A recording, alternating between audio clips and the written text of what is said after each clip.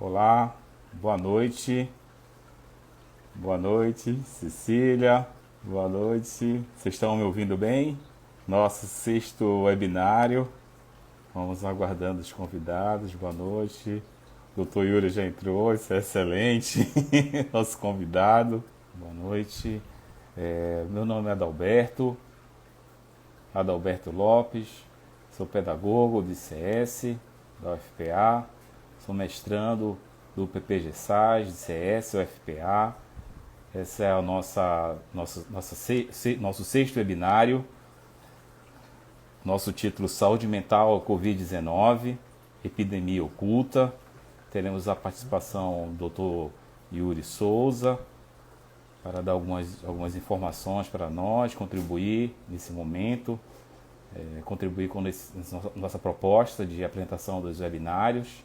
Quero falar aqui que o MASA tem uma missão de desenvolver os projetos integrados no monitoramento e análise de indicadores de saúde, bem como apoiador de municípios do Estado nas políticas de saúde. Quero agradecer a equipe de apoio, os bolsistas, os residentes, os professores. Já tem um grupo aí, 28 pessoas. Eu vou começar aqui devagarinho.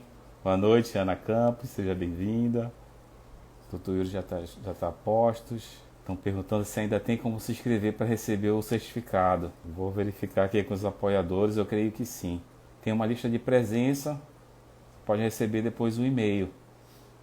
Se verifica na lista de presença. Nesse momento, vivemos tempos ímpares de pandemia, isolamento social, crise econômica e política e uma enxurrada de informações de todos os dias que chegam a nós através de vários meios de comunicação. E a todo momento, o cenário de medo e sofrimento e incertezas, consequência do Covid-19, tende a gerar transtornos psicológicos como sintomas de estresse, ansiedade e depressão, representando mais uma onda de danos à saúde. Em 13 de maio de 2020, a OMS publicou um relatório e uma diretriz da Agência de Saúde da Organização das Nações Unidas, destacando a necessidade de aumentar urgentemente o investimento em saúde mental, ou arriscar um aumento maciço de condições de saúde mental nos próximos meses. O relatório ressaltou várias regiões e setores da sociedade como vulneráveis ao sofrimento mental, entre eles crianças, adolescentes, profissionais de saúde, mulheres, idosos e pessoas com histórico de doenças psicológicas. Uma crise global de saúde mental em países, metrópoles e cidades que mudou a nossa forma de vida. Boa noite, Andréa, Carolina. Em nosso sexto webinário, vamos conversar sobre saúde mental na pandemia, com o objetivo de dialogar com o Covid-19 impactando na saúde mental da população. Para esse bate-papo, convidamos Yuri Souza, psicólogo, graduado pela Universidade Federal do Pará, com período sanduíche na Universidade Federal do Rio de Janeiro, especialista em terapia cognitivo-comportamental, mestre em teoria e pesquisa do comportamento pela Universidade Federal do Pará, e membro do Laboratório de Ecologia do Desenvolvimento da Universidade Federal do Pará. Faço convite ao Dr. Yuri, ao momento. Nós estamos abertos também para receber as perguntas durante o webinário. Nossa equipe está registrando as perguntas aí, vai ser repassada para nós. Agora... Oi, que bom! Boa noite, doutor. Celular, que eu não estava entendendo aqui o que estava acontecendo. Aparecia conectando aqui. Tudo bem, doutor? Tudo Tranquilo? Bom? Boa noite a você, Adalberto. Boa noite a todos. Boa noite. Obrigado por ter aceitado o convite. Eu que agradeço. Uma honra estar aqui com vocês. Acho que é um tema super importante agora, né? A gente está vendo essa reformulação, né, agora dessas políticas. Algumas coisas abrindo, o país tomando alguns outros rumos. E a gente vai sentir, a gente já está sentindo, melhor dizendo, né, o impacto na saúde mental. E acho que é um momento bem oportuno de realizar esse debate, da gente trocar aqui essas ideias. Eu agradeço. Eu gostaria já de começar fazendo uma pergunta aqui, que a equipe ajudou a gente a elaborar algumas perguntas aqui. E a primeira pergunta para iniciar o nosso diálogo, a nossa conversa, de que maneira o posicionamento dos governos com relação à pandemia influenciou no comportamento das populações nesse momento? Acho que essa é uma pergunta bem bem vasta, né, e bem pertinente agora. A gente tem vivido no Brasil, principalmente, mas em uma escala global, uma situação onde as pessoas de repente se viram no meio de uma pandemia, de repente se viram em um momento onde não necessariamente a gente sabia o que iria acontecer. E quando você fala, né, do comportamento das pessoas, isso está diretamente relacionado à nossa saúde mental. A forma como eu me comporto, a forma como eu ajo diante de determinadas situações tem muito a ver com isso. E se a gente não tem uma orientação clara, se a gente não sabe exatamente para onde seguir ou o que a gente vai fazer, o que a gente deve fazer, é claro que o nosso comportamento fica confuso. Então, se a gente considerar, por exemplo, as nossas 3 esferas de governo, governo federal, municipal e estadual, pelo menos aqui no estado do Pará, a gente viu nos primeiros meses da pandemia um desordenamento muito grande. Em um dado momento a gente recebia orientações da prefeitura, em um outro momento a gente recebia orientações do governo do estado, em um outro momento orientações do governo federal, e a gente enxergou uma massa muito grande da população não sabendo ou até sabendo o que fazer, mas escolhendo um lado. Sabendo que eu não posso sair, mas mesmo assim eu saio, sabendo que eu tenho que ficar em casa, mas mesmo assim eu não fico. Então, apesar de a gente viver no meio disso tudo uma grave crise política, não era o momento mais adequado, digamos assim, da gente, vamos colocar entre aspas, escolher um lado. Porque o que a gente viu no meio de uma pandemia era um grande número de pessoas, né, um grande número de pessoas adotando posições no meio da pandemia que não necessariamente tinham a ver com a saúde, mas muito mais com uma escolha eleitoral e tudo mais. E isso a gente viu os reflexos no Brasil e aqui no nosso estado de modo muito violento, de modo muito claro, né? Então, se a gente não tem uma orientação clara, adequada, é óbvio que a população não vai seguir ou não vai saber o que seguir. Não basta a mídia, a televisão falar isso ou aquilo. Se a gente não tem a instância máxima legislativa do Brasil, ou de qualquer nação que seja, dando uma orientação clara e correta, é claro que a população não vai saber exatamente o que fazer. E isso é bem nítido, né, na nossa sociedade, inclusive ainda hoje. Isso. Ainda hoje a gente enfrenta esses resquícios. É verdade. Pegando algo que o senhor falou, tem uma outra pergunta aqui. Semanas antes de decretar a pandemia de Covid-19, a OMS falou sobre infodemia, como um termo para classificar a grande quantidade de notícias e informações que são disponibilizadas ao mesmo tempo, sendo elas verdadeiras ou não. A gente está ouvindo muito o termo fake news, né? O excesso de informações pode impactar de que maneira na nossa saúde mental? E como podemos evitar isso? Eu acho que a gente pode dizer que agora, nesse momento que a gente viveu e está vivendo de pandemia, um dos maiores impactos na saúde mental veio por conta das notícias, por conta, inclusive, de um grande número de fake news. E aí a gente vive uma era super tecnológica, a gente vive um momento muito grande, onde as informações são trocadas de maneira muito rápida. Então a gente começou a ver isso lá na China e achava que era muito longe. Em um mês se alastrou pelo mundo. E foi exatamente nesse um mês que o que mais se falava era: não sabemos o que vai acontecer. A gente tem esses dados aqui, a gente sabe que é um contágio muito rápido, que tem um alto nível de letalidade em uma determinada população. E a gente tinha muitas notícias desencontradas. Hoje a gente ainda tem. De manhã a gente tem uma notícia que à tarde pode mudar. E é muito natural, é um instinto quase que de sobrevivência, né? A gente buscar informação, principalmente nesse momento que a gente está vivendo. Só que o que ocorreu, né, o que a gente viu muito, inclusive é uma queixa muito grande dentro do consultório, o quanto que ser bombardeado de informação, ser constantemente estimulado com muitas e muitas e muitas informações, teve um impacto significativo no nosso estado de alerta. Então era como se a gente acordasse em um determinado momento e a gente nem soubesse direito que é de manhã, mas eu precisava ligar o jornal para saber o que aconteceu. E quando a coisa foi agravando, uma situação muito curiosa essa. Quando a coisa foi agravando, a gente não queria mais saber de Covid-19, de coronavírus. A gente automaticamente ligava a televisão para ver quantos morreram. E aí, já lotou todas as UTIs? Todos os hospitais já estão com fila na porta? Ou seja, a gente vai se adaptando, se acostumando a um nível de tensão muito elevado. Só que esse costume ele demora para acontecer. Não é da noite para o dia. Então, até que a gente atinja um nível de saúde, digamos assim, a gente passa por uma série de alterações. São os níveis elevados de ansiedade, o nosso estresse, são as alterações do sono, são os conflitos familiares. Por quê? Porque a todo momento, a gente por onde olha, não tem uma válvula de escape. É isso que que é bastante relacionado à infodemia.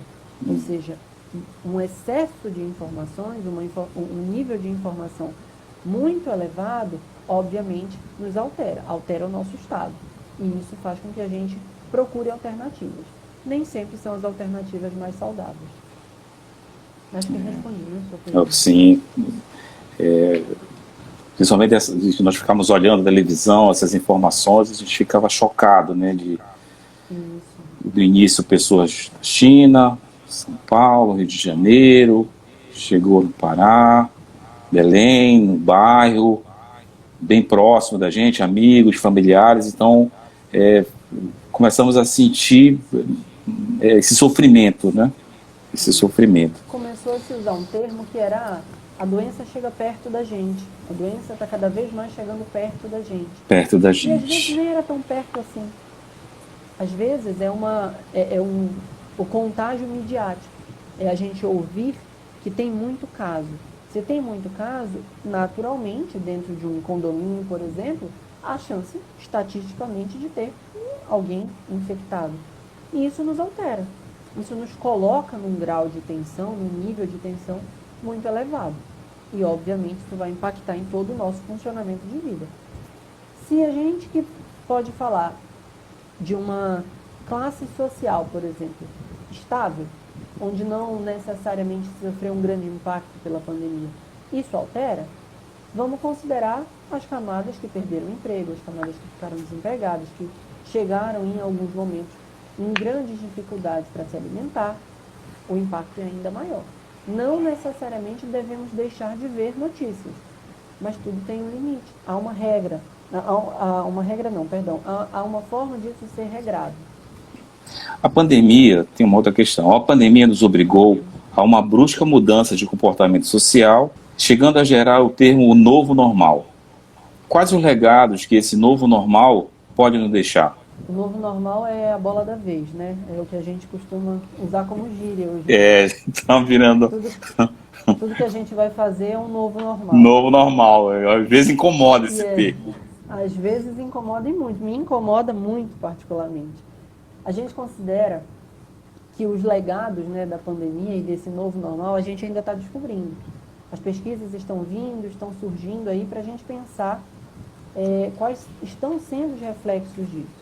Mas uma coisa muito evidente é o quanto que o nosso próprio comportamento no dia a dia já se alterou.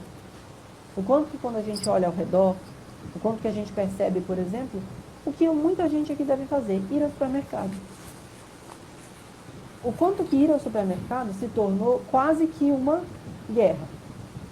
A gente tem que ir com cuidado, não pode tocar em nada, tem que medir a temperatura, tem que verificar a temperatura, passar o álcool. São muitos protocolos. E é óbvio que isso altera a gente. E os legados, por exemplo, a nível de saúde mental, por exemplo, como eu mencionei, esse grande estado de alerta. É muito comum quando a gente vai em alguns locais, e é um convite até as pessoas observarem como que as pessoas costumam se olhar desconfiadas, principalmente em locais fechados. As pessoas estão tensas. Então é como se a gente estivesse adquirindo ou estivesse desenvolvendo novas habilidades. Como se a gente estivesse construindo a partir disso aqui que a gente viveu e está vivendo, uma nova forma de encarar o mundo. Seja no nosso dia a dia comum, seja nas nossas próprias relações. A universidade, por exemplo, começou a cogitar aulas online, que já é um outro problema que a gente precisa de uma outra live para discutir. Mas isso gera uma alteração. Notado. Por exemplo, o que é uma outra queixa bastante comum é uma grande dificuldade de concentração em aulas virtuais. Seja de alunos, seja de professores, seja de qualquer categoria que esteja envolvida nisso.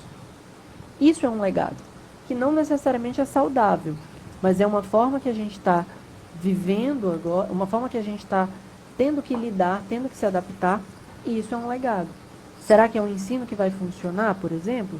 Será que é algo que a gente vai conseguir se adaptar enquanto pessoas, enquanto seres humanos? Com certeza a gente já notou o quanto que é cansativo, né? Trabalhar em casa. O quanto que é difícil muitas vezes estar ligado. Parece que não acaba, né? Parece que não tem hora de ir para casa. E isso é um legado. E, de novo, não necessariamente positivo. Os positivos a gente ainda vai ver. A gente ainda vai descobrir daqui para frente. Tudo bem. Tem uma pergunta aqui da Andréa Marazzi. Como lidar com ansiedade em tempos de Covid? Essa é a clássica, né? Se a gente pudesse elencar, o que a gente mais ouve hoje dentro do consultório é: estou ansioso, me sinto angustiado.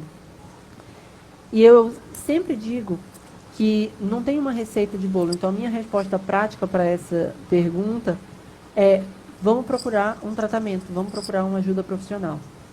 Não só porque é importante a ajuda profissional, mas porque a gente tem visto, e no começo da pandemia isso era muito frequente, as pessoas começarem a compartilhar alguns posts, algumas coisas assim, como fazer 1000 coisas estando em casa, como ler 10 livros em uma semana, como assistir todos os seus filmes, faça uma lista de tudo que você precisa fazer. E isso é quase que um sacrilégio, né? Quase um crime com a gente. Porque é como se a gente estivesse dizendo pra gente assim: a gente está numa pandemia, o mundo parou, as pessoas estão morrendo, e eu posso não sentir nada. Eu posso não ter um pingo de alteração de humor, eu posso não me sentir deprimido, eu posso não chorar, porque eu posso ler 10 livros. Porque eu posso assistir quantos filmes estiver passando na televisão. Só que a gente não funciona assim. A gente funciona assim com um grande estímulo para a produtividade, só que esse não é a nossa normalidade, não era o que a gente estava acostumado. E aí, a partir disso, a queixa passa a mudar. A pessoa não se sente mais só ansiosa. Ela se sente culpada porque ela tem um monte de tempo em casa e ela não consegue fazer tudo que ela tinha que fazer. Só que olha como essa lógica é curiosa. Eu me sinto ansioso porque o mundo parou e ainda por cima eu me culpo porque eu não estou conseguindo render. E como é que rende? Como a gente falou no começo, com as pessoas ao nosso redor morrendo. Não funciona assim. Seria muita ingenuidade da gente achar que o mundo vai continuar rodando do mesmo jeito. Que só tem uma gripezinha, por exemplo, a solta por aí. Então, Perdão, deixa eu só finalizar. Tudo bem. Então, uma das primeiras coisas que a gente pode colocar é: a ansiedade, ela vem dessas coisas que a gente não identifica, que a gente passa despercebido. De eu achar que eu posso fazer tudo. De eu achar que eu posso, então, agora render 100%. Mas o que de fato que eu quero fazer? Quais são os meus recursos pessoais?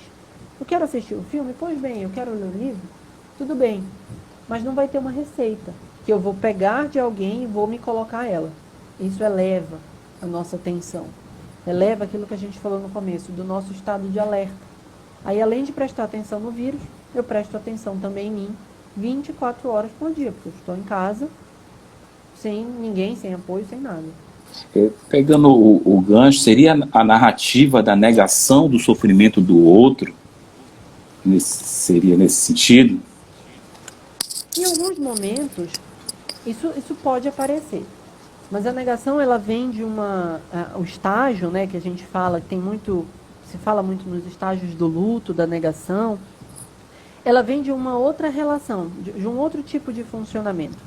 Não é só negar que o outro possa estar sofrendo, mas em muitos momentos, isso que aparentemente é uma negação, é uma forma de nós mesmos nos defendermos. Nos defendermos da nossa dificuldade de encarar uma situação tão difícil, da nossa dificuldade, por exemplo, de assumir que nós não podemos dar conta de tudo, assumir que nós, por exemplo, não sabemos administrar, seja uma nação, seja o nosso cotidiano. Então se torna fácil, como até a gente falou no começo, por esse grande desencontro de informações, negar. E eu desconfio particularmente, sabe, Adalberto, que essa negação ela é muito velada. Muitas pessoas que se manifestam dessa forma não desconfiam do vírus. Não tem como desconfiar do vírus. Só que há uma grande manipulação. Como a gente falou no começo, há uma escolha descarada de lado. Então é melhor eu me expor ao risco e expor aos outros do que assumir o meu erro, do que assumir a minha, como eu falei ainda há pouco, a dificuldade, a incapacidade de lidar, de enfrentar tantos problemas que vão aparecer e que estão aparecendo por conta da pandemia. Não é só no Brasil, é ao redor do mundo. E aí a gente começa a pensar, por que países, por exemplo, como a Nova Zelândia, conseguiram lidar bem com situações como essa? Qual é a diferença?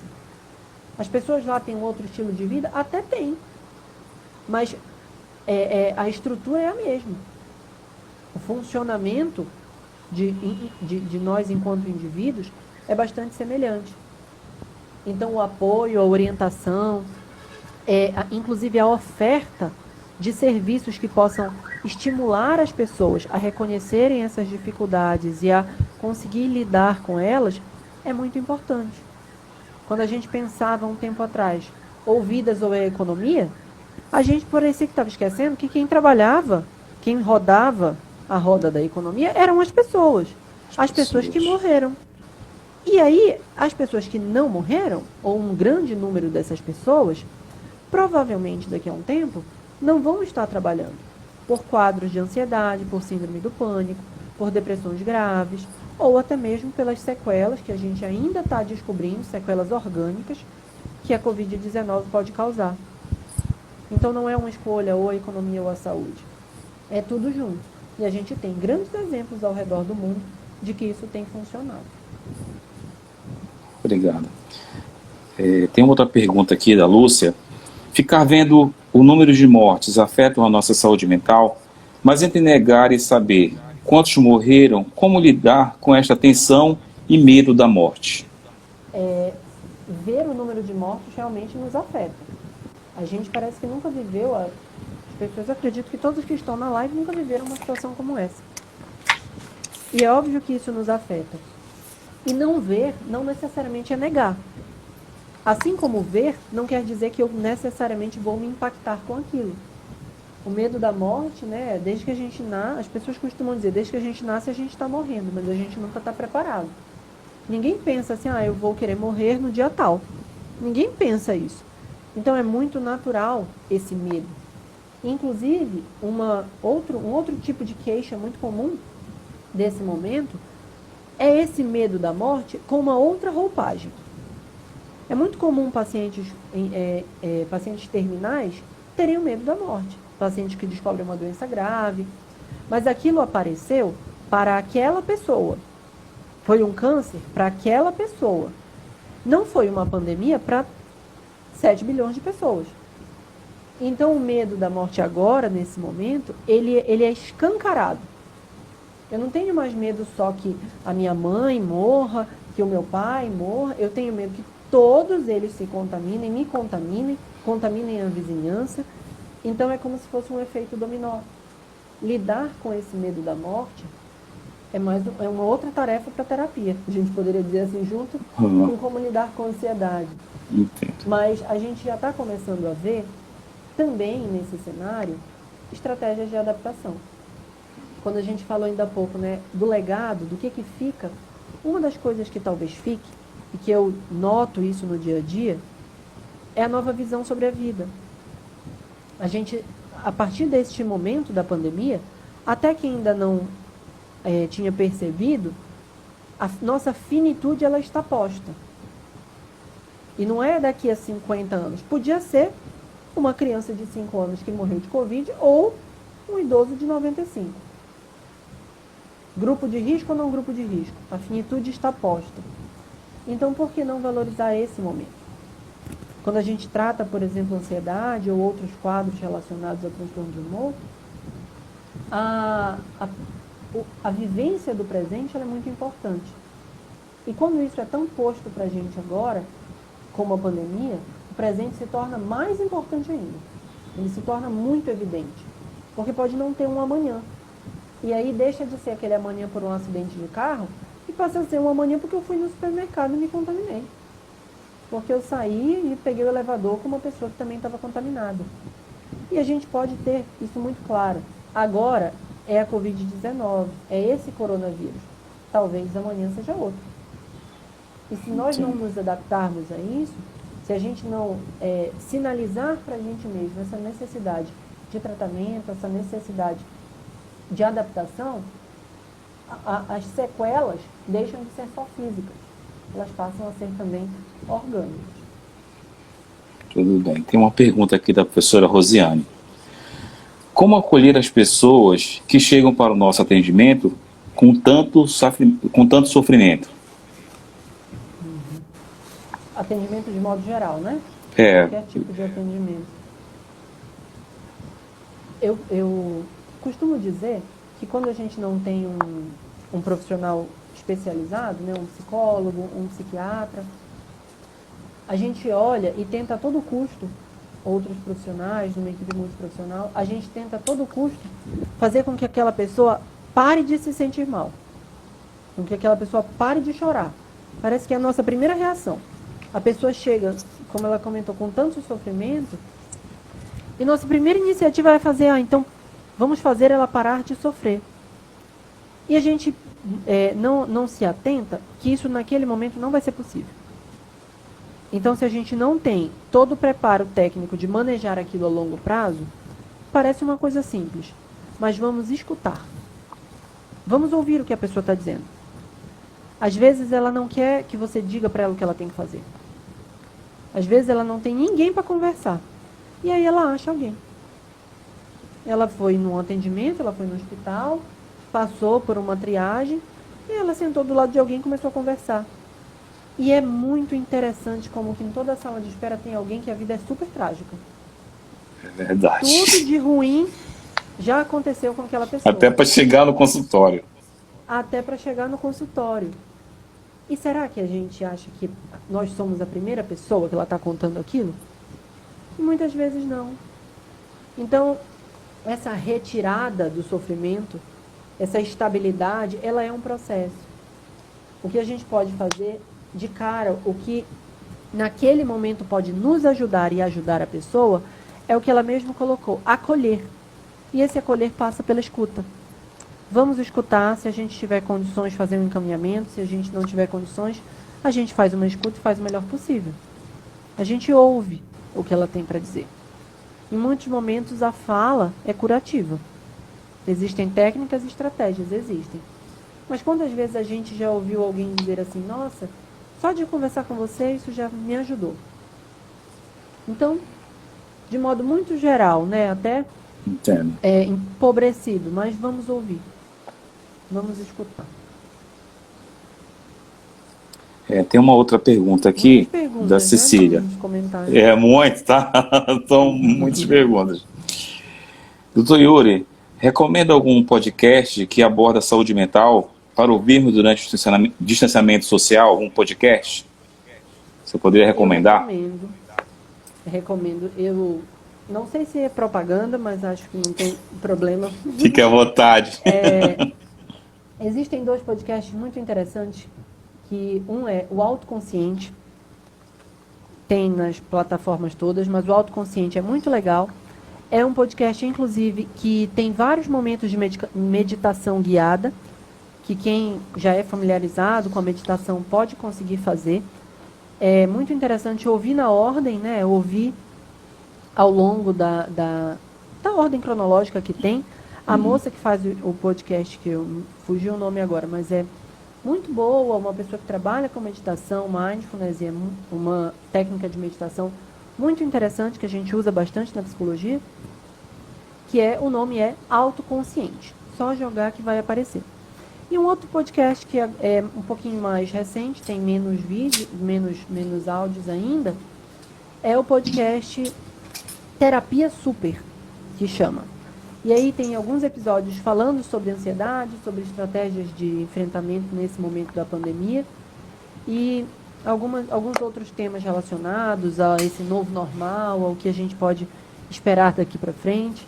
São duas dicas assim que eu acho interessante, que talvez as pessoas possam gostar e não são prejudiciais, digamos assim. São coisas positivas para a gente.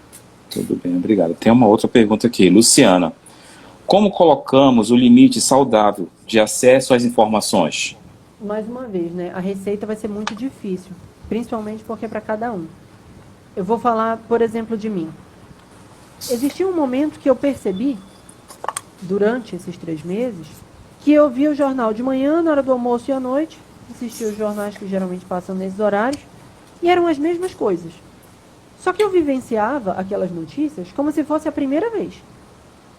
O que mudava, e o que muda ainda hoje, ou é escândalo político, mais um filho que foi preso, ou é o número de mortes.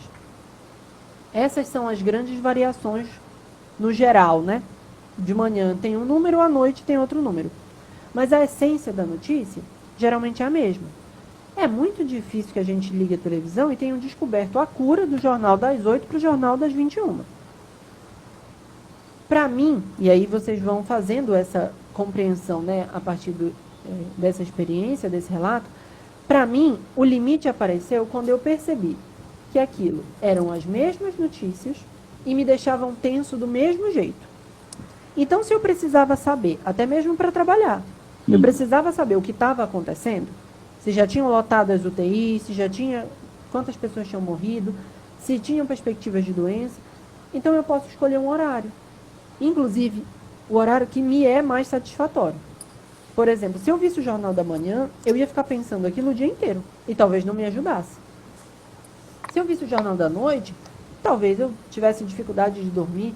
Então, o Jornal do Meio-Dia era um bom jornal.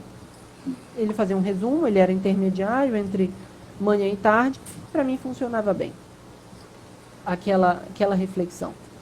A receita, assim, do limite de eu dizer assim, você vê só uma vez, lê só um jornal por dia. É muito difícil, isso vai variar muito de pessoa para pessoa. Existem pessoas que estão 24 horas ligadas e não tem nenhuma dificuldade. Existem pessoas que bastou ouvir pronto. Já está com muitas dificuldades emocionais. Então, eu posso dar esse relato pessoal e eu acho que serve para Luciana, né, Luciana? Ter uma compreensão de como é que a gente pode ir fazendo esses ajustes, né, daqui para frente. Teve algumas pessoas que se identificaram aqui, falaram na live, eu também me identifiquei. Eu também me identifiquei. Obrigado pelo relato. Certo. Tem uma outra pergunta aqui. Andréia, como diferenciar uma dispneia causada pelo Covid de um surto de pânico? Aí eu acho que tem muitos clássicos hoje, né? Dentro do consultório. É muito frequente a gente sentir uma dificuldade de respirar, uma falta de ar, quando a gente está passando por uma crise grave de ansiedade. E às vezes evolui para uma crise grave de pânico. E está sendo cada vez mais frequente a gente sentir falta de ar e associar ao Covid. Só que na falta de ar da ansiedade, o ar não falta. Na falta de ar da ansiedade, é a sensação de sufocamento. É a sensação de que eu não estou conseguindo respirar. Já o que a gente tem visto até agora, né, em relação à manifestação do Covid com essa dispneia, ela falta o ar. Eu puxo, parece que não é suficiente. Numa crise grave de ansiedade, a gente continua respirando. Nem sempre há uma travada no ar. E uma outra alternativa interessante de fazer essa avaliação é a gente iniciar as estratégias de relaxamento, como, por exemplo, a respiração diafragmática. As crises de ansiedade tendem a se abrandar, tendem a ficar mais leves, quando a gente inicia uma técnica de respiração. E a respiração diafragmática é fácil, é tranquilo de fazer. Se a gente tiver um tempinho ao final, a gente pode falar um pouquinho mais sobre. E, em geral, reduz uma crise de ansiedade e permite que a gente avalie melhor o que é um, o que é outro. Responde. Quem foi a pessoa que perguntou? Foi da Andréia. Tem uma da Liliane. Todos fomos afetados mentalmente, de algum modo, pelo Covid. Como as relações de trabalho podem ser fortalecidas em situação do teletrabalho? Se a gente fosse ter uma resposta para isso, seria com intervalos. Com aqueles momentos de reunião que a gente costumava fazer pessoalmente. Isso é muito importante até, Adalberto, porque uma outra situação muito comum que tem acontecido é a extrema sobrecarga de trabalho. Eu falei no começo, né? Trabalhar em casa, parece que o trabalho não acaba. No meu caso, por exemplo, eu troco de cômodo. Antes eu atravessava a cidade para ir para o consultório. E olha só, né? Isso levava um tempo, a gente ia refletindo sobre a vida, acontecendo várias coisas. Olhando a paisagem. Olhando a paisagem. Hoje em dia a gente acorda, troca de quarto, toma café e já está trabalhando. Aí termina o trabalho, vai, troca de quarto, toma banho e dorme. Nem tem paisagem para ver. Mas quando a gente está no nosso dia a dia normal, não é assim que acontece. E igual nas reuniões. A gente chega, toma um café, conversa com todo mundo, pergunta como é que está.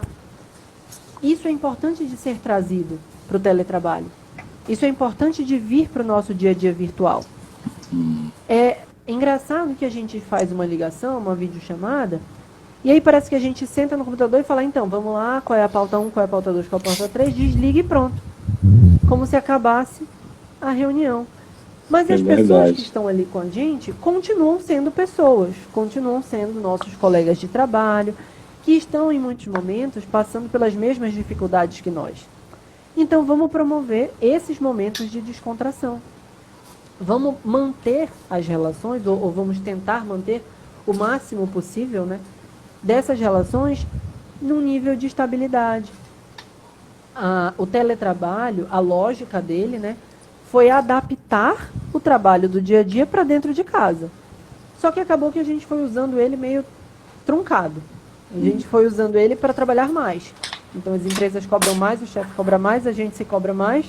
E aí parece que ficou tudo milimetricamente cronometrado.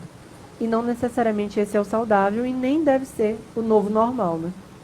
É verdade. Tem uma outra pergunta aqui da Luciana. Quais os efeitos na saúde mental pelo Covid para os que sobreviveram e para as famílias? Significativos, muitos. A gente tem casos hoje, outros colegas também já têm esse relato, de muitos transtornos terem sido manifestados, transtornos de ansiedade, transtornos depressivos, inclusive transtorno obsessivo-compulsivo, que é o TOC, o famoso TOC, por conta destas situações todas que a gente está vivendo. Então, como eu comentei no começo, esse constante estado de alerta, ele é uma dessas sequelas. Ele é uma dessas consequências que parecem ainda estar permanecendo a médio e a curto e a médio prazo. A forma como a gente passa a se relacionar com as pessoas, como você até falou agora, né? Como é que a gente melhora o teletrabalho? A forma como a gente tem se relacionado é uma consequência muito negativa. Nós estamos cada vez mais distantes das pessoas. A comunicação virtual, ela não é a que a gente estava adaptado. Nós levamos muito tempo para se adaptar a essa nossa vida urbana, globalizada. Então não é da noite para o dia que a gente vai se adaptar a um vídeo. Não é da noite para o dia que a gente vai se adaptar a não falar com as pessoas. Então essas sequelas, elas são muito nessa ordem. Sejam as físicas, as orgânicas e físicas que a gente ainda não tem total notícia, sejam as de ordem mental, que a gente está identificando, percebendo agora. O medo, ele é um outro agravante. Aqui em Belém, por exemplo, era muito comum a gente ter medo de assalto. por exemplo. Relatos clínicos eram muito, muito sobre isso. Eu tenho medo de sair na rua e tudo mais.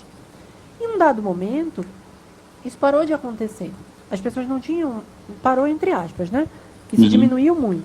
As pessoas não se viam mais em alerta para ir na praça e serem assaltadas, mas ir na praça, ser contaminada e morrer. Então não era nem estar doente. É a morte iminente, como a gente falou ainda há pouco. E isso é bem alarmante. Eu posso continuar comentando após as perguntas. Tudo bem. Tem outra da Cecília. Podemos estabelecer uma rotina estratégica para lidar com essas situações no cenário da pandemia? Uma rotina estratégica, se ela for realmente estratégica e de acordo com a nossa realidade, seria o próximo do ideal. Aí o que seria uma rotina estratégica? Seria nós avaliarmos para cada um de nós. Seria a gente começar a perceber o que é que eu me propus de fato a fazer e o que é que eu posso fazer. Porque se a gente se guiar pelo aquele início lá da pandemia, onde 10 livros em uma semana era o que todo mundo fazia, e eu não conheci ninguém até agora que fez, aí a rotina estratégica vai por água abaixo. Agora, quando passa a ser algo que é realmente significativo para mim, e eu realmente vou dar conta de fazer, eu realmente me propus a fazer, seria o ideal. E isso está dentro das nossas avaliações. Se eu tenho que trabalhar, ok, qual é meu horário de trabalho? Se eu tenho que estudar, ok, qual é o meu horário de estudar? Nem sempre precisa ser o mesmo de antes. Quantas pessoas estudam de manhã e têm uma super dificuldade para estudar de manhã, mas são muito produtivas à tarde? Se a gente está em casa, é bem possível inverter. É bem possível trocar essa ordem. Desde que faça sentido para a gente, desde que se adeque ao nosso funcionamento e não necessariamente nós nos adequarmos à força dentro de uma rotina estratégica pensada por uma outra pessoa. Tudo bem. Tem um comentário aqui da Ana Cardoso. Realmente, doutor Yuri, as pessoas parecem ter medo das pessoas. Sinto saudade de abraços. Esse é um dado muito significativo para a gente, né? Aqui na nossa região, especialmente, nós somos muito calorosos. Nós gostamos do toque. As pessoas falam próximo, chegam perto para falar. E, de repente, isso tudo virou proibição. Você não pode se aglomerar, você está em uma reunião de mais de 10 pessoas, você está descumprindo um decreto estadual. Isso é muito violento para a gente, isso é muito forte para a gente, e não quer dizer que seja errado. Isso é simplesmente uma medida que ninguém estava esperando.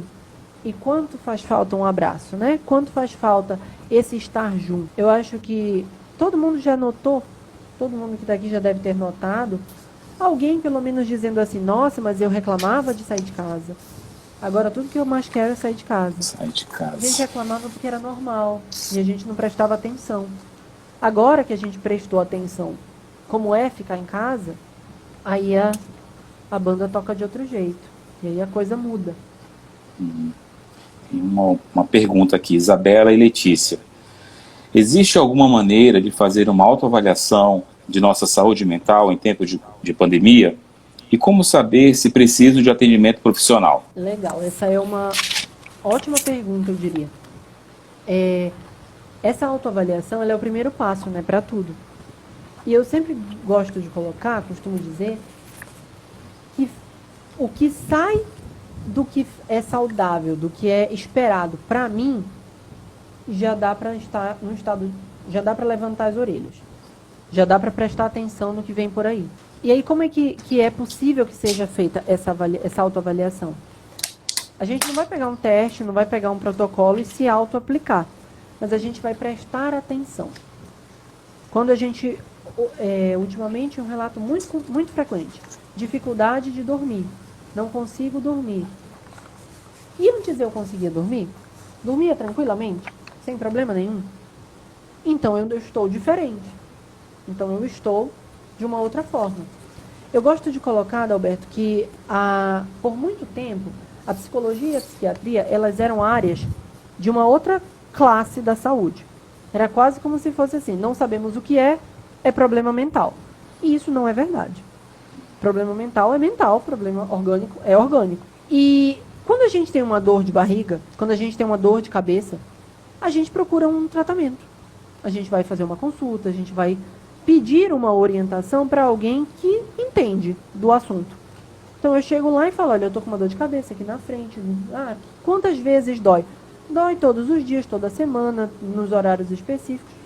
E por que quando a gente se sente mal, a gente não faz isso? Por que quando a gente não se sente mal emocionalmente, a gente não faz isso? É uma cultura que precisa ser quebrada, de a gente achar que a saúde mental ela é uma categoria à parte e em muitos momentos besteira. Então se chama a atenção, se foge do que eu reconheço, do que é esperado para mim, então a gente já pode seguir algumas orientações técnicas, procurar algum tipo de ajuda. Porque ninguém espera ter um ataque cardíaco para ir para o hospital. A pessoa sente uma dor no coração, o braço formigando, ela liga para emergência. E assim a gente também pode proceder na saúde mental, que como toda área da saúde, deveria trabalhar muito mais com a prevenção. Se eu começo logo, a chance disso agravar, a chance de eu ter problemas mais sérios é menor. Doutor, eu quero lhe agradecer. As próximas perguntas serão respondidas na próxima live. Já fica o convite aqui. São muitas perguntas do tema. E eu peço para o senhor, por favor, as suas palavras finais, né? Já encerrando a nossa live aqui por causa do tempo. Lhe agradeço e obrigado a todos por participarem. Eu agradeço muito o convite de vocês. Eu fiquei muito feliz de participar. É um tema que realmente vai suscitar muitos debates, muitas perguntas da gente. E eu fico aguardando o convite do próximo. A gente vai pensar num formato bem legal, que de repente se as pessoas já deixarem as perguntas, a gente pode já começar respondendo, talvez de uma maneira mais objetiva ou algum outro evento. Acho que tem muito a somar. Agradeço muito ao MASA, a todos os colaboradores. E vocês têm os meus contatos, se quiserem divulgar não tem problema, eu fico à disposição para trocar outras informações. Agradeço muito. Eu lhe agradeço, muito obrigado, boa noite, muito obrigado. Eu quero prosseguir só encerrando aqui, eu quero agradecer a todos que participaram da live do MASA, sigam as nossas postagens, curtam a nossa página, muito obrigado, boa noite a todos, muito obrigado.